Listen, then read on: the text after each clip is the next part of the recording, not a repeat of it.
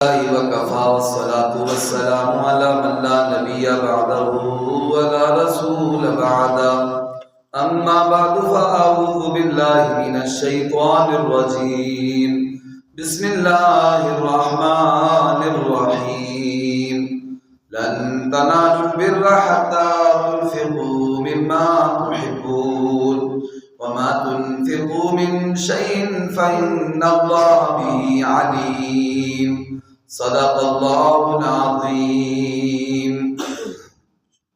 میرے محترم سامعین و ناظرین اکرام، السلام علیکم ورحمۃ اللہ وبرکاتہ۔ وعلیکم السلام ورحمۃ اللہ وبرکاتہ۔ آج 3 رمضان مبارک 1447 ہجری ہے، 4 رمضان مبارک 1447 ہجری ہے، اور رات کو تراویح کی نماز میں ہم نے چوتھا سپارہ پڑھا اور سنا ہے۔ اللہ تعالیٰ قبول فرمائے۔ چوتھے سپارے کا مختصر سا خلاصہ آپ کے سامنے بیان کروں گا تاکہ ہمیں پتہ چلے کہ رات کو جو تراویح کی نماز میں ہم نے چوتھا سپارہ پڑھا اور سنا ہے، اس میں ہمارے رب، ہمارے اللہ تعالیٰ ہم سے کیا کہنا چاہتے ہیں۔ سب سے پہلی بات یہ ہے کہ اس سپارے میں سورہ آل عمران کی 109 آیتیں آخری ہیں۔ سورہ آل عمران تیسرے سپارے میں شروع ہوئی تھی، اس کی 109 آیتیں رہتی ہیں اور اس سپارے میں ہیں، اور اس کے بعد پھر سورۃ النساء ہے، تو سورۃ النساء کی صرف اس سپارے کے اندر تھوڑی سی آیات ہیں، ٹوٹل جو ہے وہ 23 آیات ہیں۔ تو جو سورہ آل عمران ہے، سب سے پہلی جو آیت ہے چوتھے سپارے کی، اس میں اللہ تعالیٰ نے کامل نیکی کا ذکر کیا ہے۔ لن تنالوا البر حتى تنفقوا مما تحبون، ہرگز تم کامل نیکی حاصل نہیں کر سکتے جب تک تم اپنی اس چیز کو خرچ نہ کرو جس سے تمہیں محبت ہے۔ اللہ کی راہ میں، مسجد پر، مدرسے پر، دین کی راہوں میں اس وقت تک بندہ کامل نیکی نہیں حاصل کر سکتا، نیکی کا اعلیٰ درجہ، جب تک وہ اپنی پسندیدہ چیز کو اللہ کے راستے میں خرچ نہ کرے۔ اور اللہ تعالیٰ کہتے ہیں وَمَا تُنْفِقُوا مِنْ شَيْءٍ فَإِنَّ اللَّهَ بِهِ عَلِيمٌ، جو بھی تم خرچ کرتے ہو اللہ تعالیٰ اس کو جانتے ہیں۔ تو یہ جب آیت نازل ہوئی، ایک صحابی ہمارے نبی کے پاس آئے، کہنے لگے اللہ کے پاک نبی، میرا ایک باغ ہے، اس کا نام ہے بیروحہ، وہ مجھے بہت زیادہ پیارا ہے، بہت زیادہ پسند ہے۔ تو اللہ تعالیٰ کہتے ہیں کہ اس وقت تک تم کامل نیکی نہیں حاصل کر سکتے جب تک تم اپنی پسندیدہ چیز کو اللہ کے راستے میں خرچ نہ کرو۔ تو میرا یہ باغ میں نے یہ اللہ کے راہ میں وقف کر دیا ہے، آپ کی مرضی، جہاں چاہیں آپ اس کو خرچ کریں۔ اس آیت کو سن کر پورا اپنا باغ وہ اللہ کے راستے میں وقف کر دیا۔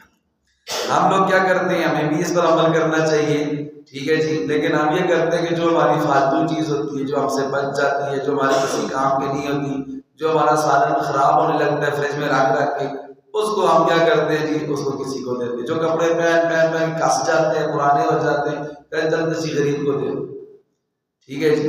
تو ایسا نہیں ہونا چاہیے، اللہ کے نام پر اچھی چیز دینی چاہیے تاکہ ہم بھی کامل نیکی اس کو حاصل کر سکیں۔ سورہ آل عمران کے اندر اللہ تعالیٰ نے 4 چیزوں کا ذکر کیا ہے۔ سب سے پہلے خانہ کعبہ کے فضائل بیان کیے، نمبر 2 آپس کا جوڑ بیان کیے، نمبر 3 امر بالمعروف اور نہی عن المنکر کا ذکر کیا ہے، نمبر 4 3 غزوات کا ذکر کیا ہے، غزوہ احد، غزوہ بدر اور غزوہ حمراء الاسد۔ خانہ کعبہ شریف کے فضائل ہیں، سورہ آل عمران کی آیت نمبر 96 میں ہے، ان اول بیت وضع للناس للذی ببکہ، سب سے پہلا گھر اللہ تعالیٰ کا جو لوگوں کے لیے بنایا گیا ہے، لوگوں کو عبادت کرنے کے لیے، للذی ببکہ، وہ مکہ مکرمہ میں ہے۔ مکہ کو ایک لغت میں بکہ بھی کہا جاتا ہے، قرآن پاک میں اس کا نام بکہ ذکر کیا ہے۔ تو یہ برکت والا گھر اللہ تعالیٰ کا بنایا گیا سب سے پہلے، اور اس سے مراد کون سا گھر ہے؟ خانہ کعبہ شریف۔ کون سا؟ خانہ کعبہ مبارکن، یہ برکت والا ہے، وَهُدًى لِّلْعَالَمِينَ، وہ سارے جہانوں کے لیے ہدایت کا سبب اور ذریعہ ہے۔ فیہ آیات بینات، اس میں اللہ تعالیٰ کی کھلی نشانیاں موجود ہیں۔ مقام ابراہیم، انہی میں سے ایک جگہ مقام ابراہیم یہاں موجود ہے۔ مقام ابراہیم وہ جگہ جہاں ابراہیم علیہ السلام کھڑے ہو کر خانہ کعبہ شریف کو تعمیر کرتے تھے، ٹھیک ہے جی۔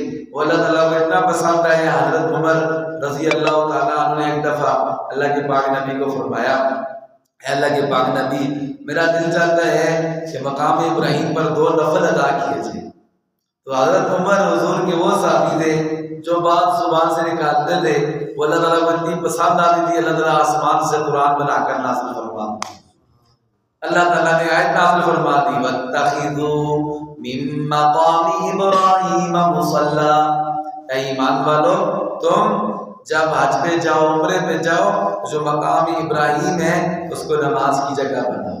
تو اب لوگ وہاں جاتے ہیں تو 2 رکعت جو نماز ہے نفل وہ مقام ابراہیم پر ادا کرتے ہیں، اور وہ معاف نہیں ہوتے، لازمی ادا کرنے ہوتے ہیں۔ تو یہ اللہ تعالیٰ نے خانہ کعبہ کے فضائل بیان، اور بھی اللہ تعالیٰ کی بڑی نشانی ہے، صفا ہے، مروہ ہے، ٹھیک ہے جی۔ اس کے علاوہ وہاں خانہ کعبہ اللہ تعالیٰ کا گھر ہے، یہ اللہ تعالیٰ نے خانہ کعبہ کے فضائل بیان کیے۔ نمبر 2، باہمی جوڑ کو ذکر کیا ہے، وَاعْتَصِمُوا بِحَبْلِ اللَّهِ جَمِيعًا، اے سارے لوگوں، سارے ایمان والو، اللہ کی رسی کو مضبوطی کے ساتھ پکڑ لو، وَلَا تَفَرَّقُوا، اور آپس میں فرقے ہو کر بٹ نہ جانا۔ جیسے آج کل ہم دیکھیں فرقے ہیں، ہر بندہ کہتا ہے میرا فرقہ ٹھیک ہے، بریلوی فرقہ ہے، دیوبندی فرقہ ہے، کوئی حدیث فرقہ ہے، اور سوچ بات ہے۔ تو اللہ تعالیٰ کہتے ہیں ایمان والوں کو تم آپس میں اللہ کی رسی کو مضبوطی کے ساتھ پکڑو اور اکٹھے ہو کر اتفاق سے رہو۔ وَاذْكُرُوا نِعْمَتَ اللَّهِ عَلَيْكُمْ، یاد کرو اللہ تعالیٰ کی اس نعمت کو، اِذْ كُنْتُمْ أَعْدَاءً، جب تم آپس میں دشمن تھے، فَأَلَّفَ بَيْنَ قُلُوبِكُمْ، اللہ نے تمہارے دلوں میں محبت پیدا کر دی، فَأَصْبَحْتُمْ بِنِعْمَتِهِ إِخْوَانًا، تم اللہ کے فضل سے آپس میں بھائی بن گئے۔ صحابہ کرام کی آپس میں کتنی دشمنیاں تھیں، لیکن جب ہمارے نبی پر ایمان لائے، قرآن کو پڑھا سنا، ساری دشمنیاں ان کی ختم ہوئی۔ آج ہماری بھی جو آپس کی دشمنیاں ہیں، اگر ہم قرآن پر عمل کرنے والے بن جائیں تو یہ آپس کی دشمنیاں ختم ہو جائیں گی۔ نمبر 3، اللہ تعالیٰ امر بالمعروف کا ذکر کرتے ہیں، کنتم خیر امۃ اخرجت للناس، اے امت محمدیہ، حضرت محمد مصطفیٰ صلی اللہ علیہ وسلم کی امت، تم سب سے بہترین امت ہو۔ اخرجت للناس، تمہیں لوگوں کے نفع کے لیے پیدا کیا گیا ہے، نکالا گیا ہے۔ تأمرون بالمعروف، تم اچھے کاموں کا حکم کرتے ہو، وتنہون عن المنکر، اور برے کاموں سے روکتے ہو، وتؤمنون باللہ، اور اللہ پر ایمان رکھتے ہو۔ حدیث پاک میں آتا ہے، من رأى منکم منکرا فلیغیرہ بیدہ، جو بھی تم میں سے کوئی برا کام ہوتا دیکھے، اللہ کی نافرمانی ہوتی دیکھے یا رسول کی نافرمانی ہوتی دیکھے تو کیا کرے؟ اگر اس کو طاقت حاصل ہے تو اپنے ہاتھ کے ساتھ اس کو روک دے۔ فَإِن لَّمْ يَسْتَطِعْ فَبِلِسَانِهِ، اگر ہاتھ سے نہیں روک سکتا تو اپنی زبان سے روکے۔ فَإِن لَّمْ يَسْتَطِعْ فَبِقَلْبِهِ، اگر برائی کو، گناہ کو، گانے بجانے کو، کسی قسم کا بھی کوئی گناہ ہو رہا ہے، اس کو اگر زبان سے بھی نہیں روک سکتا، اتنا کمزور ہے، تو اپنے دل سے اس کو برا سمجھے۔ فرمایا وَذَلِكَ أَضْعَفُ الْإِيمَانِ، یہ ایمان کا سب سے کمزور درجہ ہے۔ سب سے بڑا درجہ کیا ہے؟ اپنے ہاتھ سے اس برائی کو روکو، اور دوسرا درجہ زبان سے روکو، تیسرا درجہ دل سے برا سمجھو۔ اگر دل سے بھی ایک برا نہیں سمجھتا بندہ، دل سے بھی راضی خوش ہے، ٹھیک ہے جی، تو سمجھو اس کے اندر ایمان ہی نہیں ہے۔ ایمان کا سب سے کمزور ترین درجہ ہے کہ گناہ کو گناہ سمجھنا اور اس کو برا سمجھنا۔ تو یہ چوتھی چیز جو اللہ تعالیٰ نے ذکر کی ہے وہ اس کے اندر غزوات کا اللہ تعالیٰ نے ذکر فرمایا ہے، وَلَقَدْ نَصَرَكُمُ اللَّهُ بِبَدْرٍ وَأَنْتُمْ أَذِلَّةٌ، اللہ تعالیٰ نے بدر کے میدان میں تمہاری مدد کی جب تم کمزور تھے۔ فَاتَّقُوا اللَّهَ لَعَلَّكُمْ تَشْكُرُونَ، ہمارے نبی اصل میں جو لشکر لے کر گئے تھے ہنگامی طور پر اعلان ہوا تھا، تو جو بندے تیار ہو کر گئے تھے وہ اس لیے گئے تھے، کافروں کا ایک تجارتی قافلہ تھا جو واپس آ رہا تھا تجارت کر کے ابو سفیان کی قیادت میں، اس کو روکنا مقصد تھا۔ اس لیے کہ وہ جو تجارت کر کے آ رہا تھا ان کا ارادہ یہ تھا کہ مال جمع کر کے لائیں گے، اس سے اسلحہ خریدیں گے اور مسلمانوں پر جو ہے وہ حملہ کریں گے۔ تو اللہ کے پاک نبی صلی اللہ علیہ وسلم نے یہ ارادہ فرمایا کہ ہم اس پر قافلے پر قبضہ کر لیں تاکہ یہ ہمارے خلاف اس کو استعمال نہ کر سکے، لیکن اللہ تعالیٰ کچھ اور منظور تھا۔ جو ہی ان کو بڑے تیز تھے، ابو سفیان بھی بڑے ذہین تھے۔ ابو سفیان کو جب خبر پہنچی تو ابو سفیان نے پورے کا پورا لشکر جو ہے وہ سمندر والے راستے پر ڈالا، جو مشہور راستہ تھا اس سے آیا ہی نہیں۔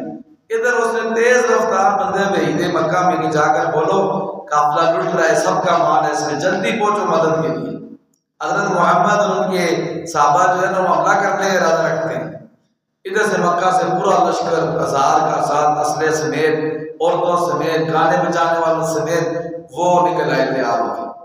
وہ جو دوسرا تجارتی کا ہوتا تھا وہ سائڈ سے ہو کے نکل گیا اور یہ سامنا ہو گیا نبی علیہ السلام کا اور آپ کے صحابہ کا اس بڑے قافلے کے ساتھ، کافروں کے جو 1000 لشکر تھا، 1000 کا لشکر تھا اور یہ صرف 313 تھے۔ ان کے پاس فل تھے اسلحے سے، سارے ہتھیار پورے تھے ان کے پاس، اور نبی علیہ السلام کے صحابہ کے پاس ہتھیار کوئی نہیں تھا۔ تو لازمی بات ہے پھر بڑی مشکل ہوگی۔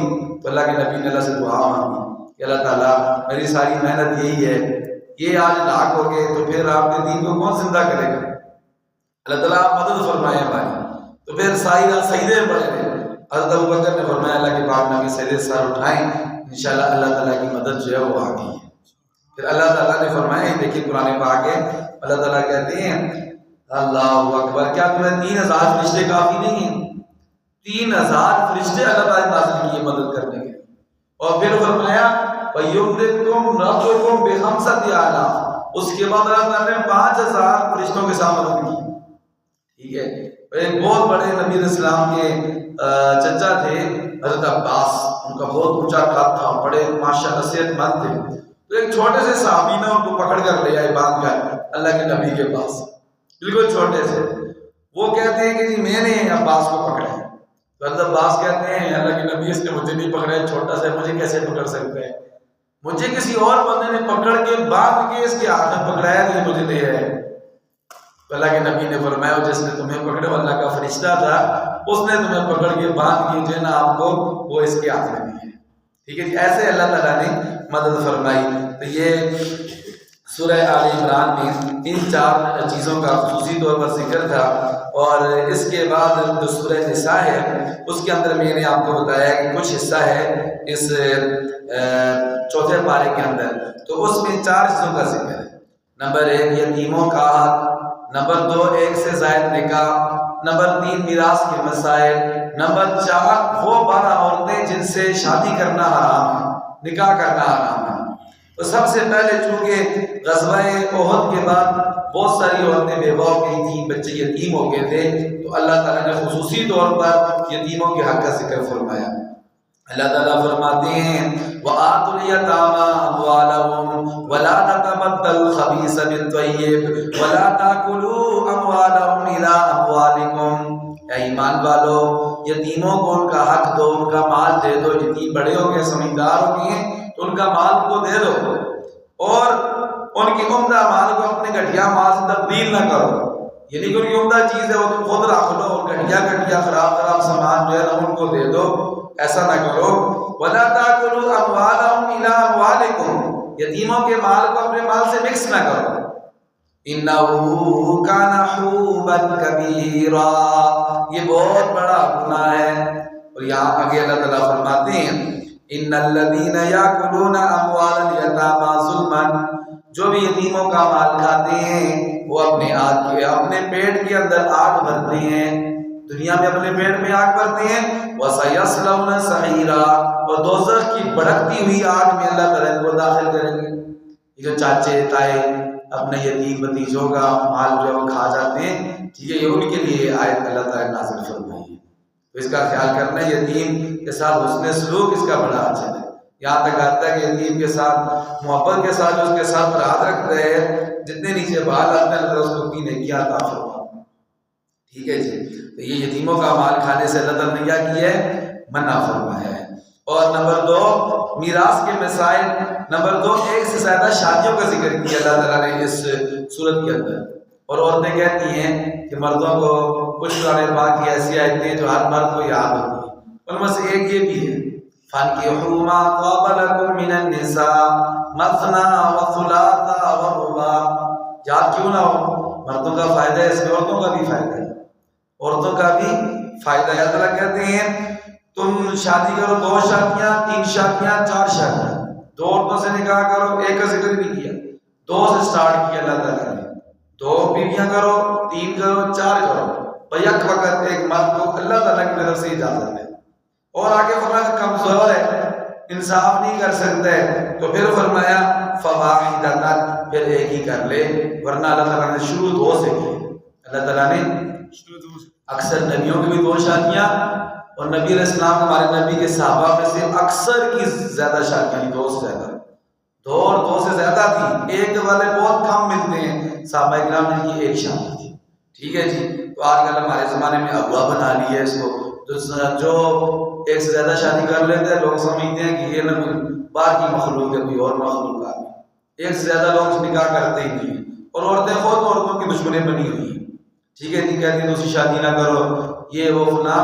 اگر یہ عورتیں صحیح ہو جائیں، بیویاں، جتنی عورتیں ہمارے معاشرے میں ہیں، بیوہ ہیں، طلاق یافتہ ہیں، ٹھیک ہے جی، اس کے علاوہ ایسی کنواری لڑکیاں بھی ہیں جن کی عمریں 40 سال کو ہو گئی ہیں اور ان کی شادیاں اور نکاح نہیں ہیں، اس کی ایک وجہ تو ہمارے فضول رسم و رواج ہیں، ٹھیک ہے جی، یہ بارات کا کھانا اور یہ پتہ نہیں مہندی کی رسم اور فناک کی رسم اور جہیز کی رسم، ٹھیک ہے جی، ان لوگوں نے زندگی جو ہے وہ مشکل بنا دی ہے ان رسموں نے، یہ ساری ہندوانہ رسمیں ہیں، مسلمانوں والی نہیں ہے۔ مسلمانوں کا تو جتنی گنجائش ہو اتنی گنجائش میں اپنا کام کر لو بغیر قرضہ لینے، ٹھیک ہے جی۔ اور دوسری جو وجہ ہے وہ یہ ہے معاشرے میں کہ ہمارے معاشرے میں ایک سے زیادہ شادی کا رواج نہیں ہے۔ عرب معاشرے میں ایک سے زیادہ شادی کا رواج ہوتا ہے، تو وہاں پر جتنے ہمارے معاشرے میں طلاق یافتہ عورتیں گھروں میں بیٹھی ہوئی ہیں، بیوہ عورتیں بیٹھی ہوئی ہیں، کنواری بیٹھی ہوئی ہیں، یہ ان معاشرے میں یہ مسئلہ نہیں ہوتا۔ آگے پوری دنیا میں یہ مسئلہ ہے، لیکن ہمارے معاشرے میں زیادہ ہے۔ ایک اگر لڑکی ہے اس کا خاوند جوانی میں فوت ہو گیا 18 سال 20 سال کی عمر میں، تو پوری زندگی وہ شادی نہیں کر سکتی، اس کی کیسے گزارے؟ پھر کہتے ہیں کہ ہمارے معاشرے سے گناہ ختم نہیں ہوتے، گناہ کیسے ختم ہو؟ گناہ تو ختم ہوتے ہیں شادی سے، نکاح سے، نکاح آسان ہوگا تو اللہ تعالیٰ گناہوں کو کیا کر دیں گے؟ ختم کر دیں گے۔ تو اللہ تعالیٰ فرماتے ہیں ہاں یہ بات ہے، اور یہ بھی یاد رکھیں کہ اسلام نے کوئی عورت کی اجازت کو شرط نہیں کرا، اللہ تعالیٰ جس اللہ نے حکم دیا ہے نا کہ 2 شادیاں کرو 3 کرو 4 کرو، اس اللہ تعالیٰ نے یہ نہیں کہا کہ بیوی سے پوچھ کر کرو، نہ قرآن میں ہے نہ حدیث میں۔ ملک کا قانون تو اللہ کے ہمارے ملک میں بہت سارے ایسے قانون ہیں جو قرآن کے خلاف ہیں، ٹھیک ہے جی، اس کو بندے کو بندوبست کر لینا چاہیے، لیکن یہ اللہ تعالیٰ کی طرف سے بیوی کی اجازت، بیوی کا بھی اجازت دیتی ہے، بیوی کی اجازت شرط نہیں ہے۔ اچھا 2 باتیں ہو گئی، تیسری بات اللہ تعالیٰ نے میراث کے مسائل ذکر کیے۔ یہ پورا یوصیکم اللہ فی اولادکم، سارے وراثت کے مسائل کہ جی بیٹے کا کتنا حصہ ہوگا، بیٹیوں کا کتنا حصہ ہوگا، بیوی کا کتنا حصہ ہوگا، شوہر کا کتنا حصہ ہوگا، ٹھیک ہے، بہنوں کا کتنا حصہ ہوگا، یہ سارے اللہ تعالیٰ نے، ماں باپ کا کتنا حصہ ہوگا وراثت میں سے، یہ سارا ذکر کیا ہے، ٹھیک ہے۔ اب یہاں ایک بات بھی یاد رکھیں، لوگ کہتے ہیں ہمارے خاص کر یہ پٹھانوں کے معاشرے میں، ہمارے معاشرے میں یہ رواج ہے کہ نا بیٹی کے گھر سے نا لوگ کھانا نہیں کھاتے، پانی نہیں پیتے، خاص طور پر جب جاتے ہیں نا بارات کے ساتھ اپنی بیٹی کو چھوڑنے جاتے ہیں شادی والے دن، تو وہاں جا کر کھڑے کھڑے وہاں سے واپس پانی تک نہیں پیتے، بیٹھتے تک بھی نہیں، کہتے ہیں بیٹی کا گھر ہے تو بیٹی کے گھر سے کھانا پینا نہیں چاہیے۔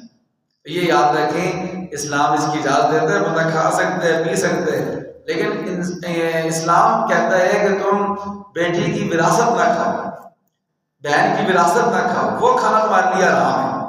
وراثت میں جتنا حق تمہاری بیٹی کا اس کو پورا حق دو اس کو، یہ نہ کہو کہ جہیز کا سامان دے دیا تو بس ہم نے وراثت کو نہیں دیتے، لوگ سامان دے دیتے ہیں اور وراثت نہیں دیتے، حالانکہ سامان دینا فرض نہیں ہے، اس کی وراثت دینا فرض ہے، جو وراثت میں اس کا حق ہے بیٹی کا۔ بہنوں کو بھی جہیز کا سامان دے دیں گے، ویسے کپڑا سوٹ دے دیں گے، لیکن وراثت نہیں دیں گے جو اصل اس کا حق ہے۔ تو جو چیز کھانے سے اللہ نے منع کیا جو حرام ہے وراثت، وہ تو آپ کر کے کھا جاتے ہیں، اور جس کھانے سے منع نہیں کیا گلاس پانی کا پی لینا، کھانا کھا لینا، یہ کوئی منع نہیں ہے، وہ کہتے ہیں جی ہمیں نہیں کھانا، تو یہ ناانصافی ہے۔ اور آخری بات جو میں نے ذکر کی ہے کہ سورہ نساء کے بالکل آخر میں 14 سپارے میں اللہ تعالیٰ نے 12 ان عورتوں کا ذکر کیا جن سے نکاح حرام ہے، شادی حرام۔ وہ کون کون سی ہیں ذرا آپ کو سناتا ہوں، یہ آیت ہے حرمت علیکم امہاتکم، مائیں حرام ہیں، ماؤں کے ساتھ شادی کرنا کیا ہے؟ حرام ہے۔ بناتکم، بیٹیاں۔ نمبر 3 اخواتکم، تمہاری بہنیں۔ عماتکم، نمبر 4 تمہاری پھوپھیاں۔ خالاتکم، نمبر 5 تمہاری خالائیں۔ وبنات الاخ، نمبر 6 بھتیجیاں۔ وبنات الاخت، نمبر 7 بھانجیاں۔ وامہاتکم اللاتی ارضعنکم، نمبر 8 رضائی مائیں۔ رضائی مائیں اسے کہتے ہیں جس نے بچپن میں جو دودھ پینے کی مدت ہوتی ہے 2 سال 2.5 سال، اس کے اندر اس کو دودھ پلایا۔ کسی بھی عورت نے اگر کسی بچے کو دودھ پلایا ہے بچپن میں تو وہ اس کی ماں بن گئی ہے۔ رضائی، رضا کہتے ہیں دودھ پلانے والی ماں، تو اس سے بھی شادی کرنا کیا ہو جائے گا؟ حرام ہو جائے گا۔ اور جو اس کے بچے ہوں گے وہ بھی اس کے بہن بھائی ہو جائیں گے۔ اس کے بچوں کے ساتھ بھی جس نے دودھ پیا اس کا نکاح شادی نہیں ہو سکتی۔ کتنی ہوگی؟ 8 ہوگی۔ نمبر 9 وَأَخَوَاتُكُم مِّنَ الرَّضَاعَةِ، جو تمہاری رضاعی بہنیں ہیں جیسے میں نے ابھی بتایا ان سے بھی شادی کرنا حرام ہے۔ وَأُمَّهَاتُ نِسَائِكُم، تمہاری بیویوں کی مائیں۔ دیکھیں ذرا، ایک بیوی کا ذکر نہیں کیا گیا، تمہاری ایک بیوی کی ماں۔ نسائکم، تمہاری بیویوں کی مائیں، تمہاری جتنی بیویاں ایک سے زیادہ ان سب کی جتنی مائیں ہیں ان سے تمہاری شادی کرنا، جیسے کیا ہوا؟ ساسوں سے شادی کرنا حرام ہے۔ کتنی ہوگی؟ 10 ہوگی۔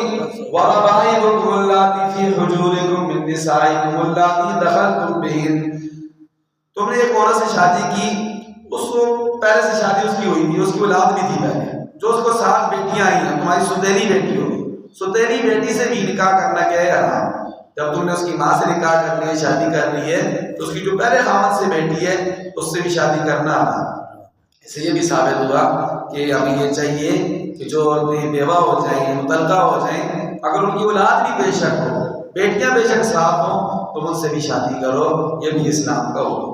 اور اس میں یہ نہ سمجھو کہ 7 بچے ہیں، لوگ نہیں کرتے کہ سب بچے ہوں، چھڑی ہو تو کیا کر لیتے ہیں، بچے ہوں تو نہیں شادی کرتے، کہتے ہیں بچوں کو کون سنبھالے گا؟ تو بچوں کو سنبھالنے کا اجر بھی ملے گا، فائدہ بھی ہوگا، اللہ تعالیٰ ان کو نہیں کرے۔ کتنی 11 عورتیں ہوگی جی۔ نمبر 12 وَحَلَائِلُ أَبْنَائِكُمُ الَّذِينَ مِنْ أَصْلَابِكُمْ، نمبر 11 ہے تمہاری بیٹوں کی بیویاں۔ بیٹے کی بیوی کیا کہتے ہیں؟ بہو۔ بہو سے بھی سسر کا نکاح کرنا کیا حرام ہے، ٹھیک ہے۔ نمبر 12 وَأَن تَجْمَعُوا بَيْنَ الْأُخْتَيْنِ، 2 بہنوں کو ایک نکاح میں جمع کرنا یہ بھی حرام ہے۔ بیک وقت 2 بہنوں سے شادی نہیں کر سکتا۔ ہاں، ایک بہن سے شادی کی وہ فوت ہو گئی یا خدا نہ خاصہ اس کو طلاق ہو گئی تو اس کے بعد میں دوسری بہن سے بھی شادی کر سکتے ہیں۔ جیسے ہمارے پاک نبی حضرت محمد مصطفیٰ صلی اللہ علیہ وسلم نے اپنی ایک بیٹی حضرت عثمان غنی کو نکاح کر کے دی، وہ فوت ہو گئی تو نبی علیہ السلام نے پھر اپنی دوسری بیٹی کا نکاح بھی حضرت عثمان غنی سے، یہ دونوں بہنوں سے نکاح کیا۔ پوری تاریخ میں، پوری انسانی تاریخ میں کوئی ایسا بندہ نہیں ہے جس نے ایک نبی کی 2 بیٹیوں سے شادی کی۔ یہ حضرت عثمان غنی رضی اللہ تعالیٰ عنہ کا اعزاز ایسے نورین ہے کہ اللہ تعالیٰ کے نبی کی 2 بیٹیاں کے نکاح میں یک کے بعد دیکھ یہ 2 بہنوں سے اکٹھی شادی کرنا یہ کیا ہے؟ آگے پیچھے ہو تو پھر ہو سکتی ہے۔ یہ 4 سپارے کا مختصر سا خلاصہ تھا، آپ کو بیان کیا ہے۔ میرا یہ امید ہے آپ اگر پابندی کے ساتھ بیٹھیں تو دیکھیں ہمیں موٹا موٹا قرآن پاک سمجھ آ رہا ہے۔ جو میں نے باتیں بتائی ہیں کوئی ایک بات بھی ایسی نہیں ہوگی جو آپ کو سمجھ نہ آئی ہو، ساری باتیں آپ کو سمجھ آئی ہیں۔ قرآن بندہ سمجھنے کی کوشش کرے، یہ آسان ہے، اللہ تعالیٰ اس کی سمجھ نصیب فرما دیتے ہیں۔ بس صرف یہ تھوڑی ہمت کرنی پڑتی، تھوڑی قربانی دینی پڑتی، تھوڑی نیند قربان کرنی پڑتی ہے، تھوڑا وقت دینا پڑتا ہے۔ دنیا کو ہم اتنا وقت دیتے ہیں اور جو قرآن جو دونوں جہانوں کا سردار ہے اس کے لیے ہمارے پاس وقت نہیں ہے۔ اللہ تعالیٰ ہمیں توفیق عطا فرمائے۔ ربنا تقبل منا